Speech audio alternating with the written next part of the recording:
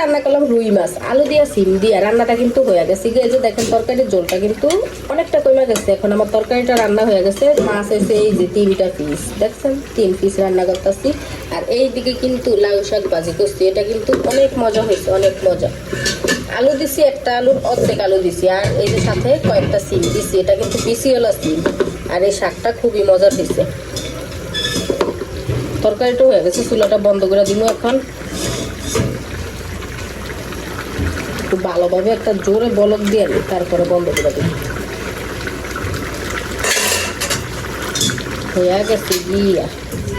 আর এই দিকে কিন্তু মাছ ভর্তা করছি, এটা হচ্ছে যে এই যে রুই মাছের লেজ, 2টা লেজ ভর্তা করছি। এই ভর্তা দিয়ে কিন্তু আমি খাইয়াও নিছি, আগে খাইয়া ফার্স্ট হয়ে গেছি গিয়া। আর এই দিকে ভর্তা এইটুকু আছে। আজকে রান্না বাড়া এই আইটেমই, তরকারি শাকভাজি আর হচ্ছে যে এই যে ভর্তার শাকভাজিটা কিন্তু বেশি পছন্দের তরকারির থেকেও।